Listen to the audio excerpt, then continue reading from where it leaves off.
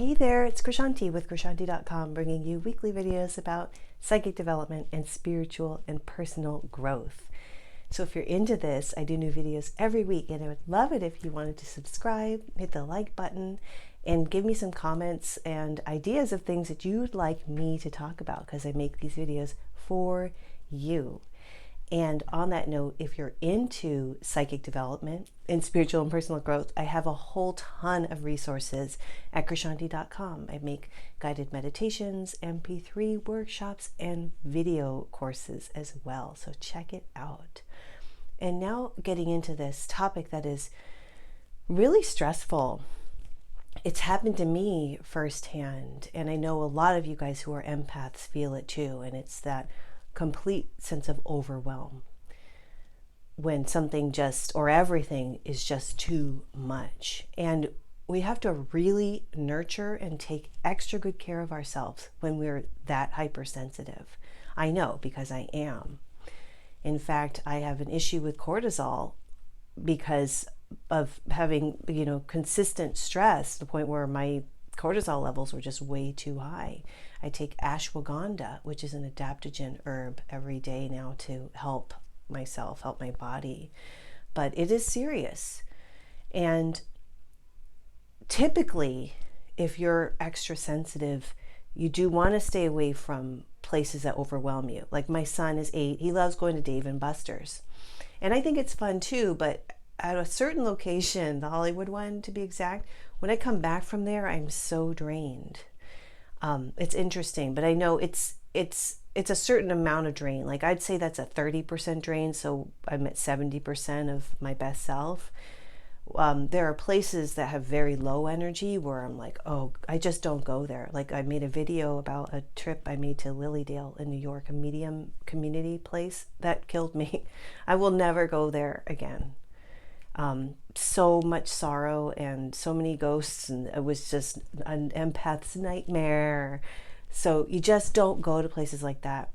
You stay away from people who are just energy vampires, and you practice a lot of self-care. So for me, I need a lot of alone time. It's so precious to me. I meditate every day. A lot of empaths will tell you that they recharge by taking baths. Saltwater baths specifically are helpful. Walking in nature. Oftentimes, just retreating from the world helps you regain your energy. But here's the thing.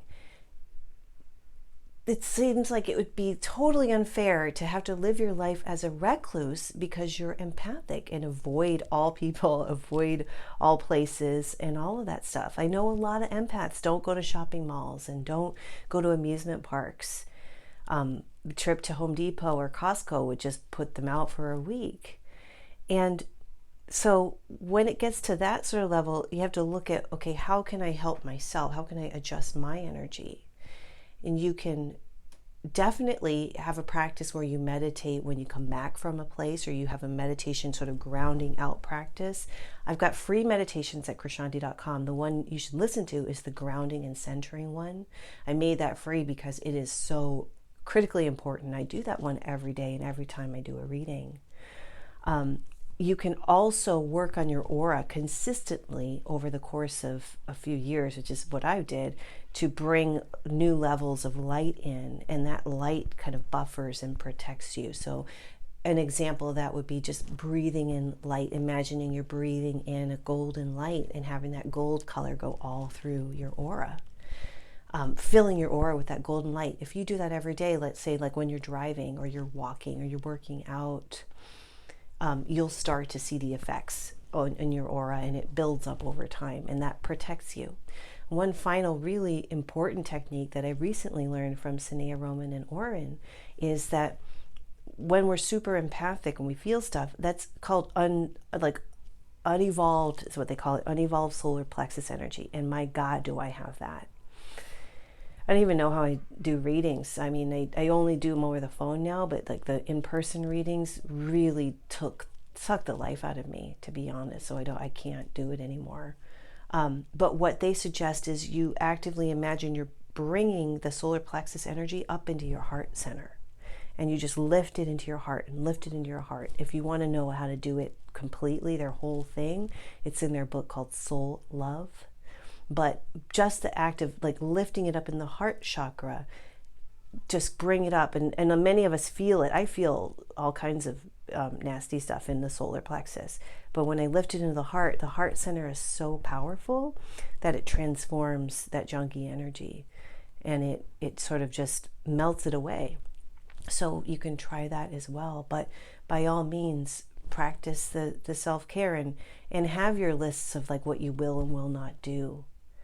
And just be careful that you're not robbing yourself of the enjoyment of life, and have your tools with you to help you stay safe and centered. I hope that helps, and my heart goes out to you as a fellow empath, because I know what it's like. But sorry, my cat's over here walking around on the platform. I want to thank you so much for watching, and I'll see you next time. Bye.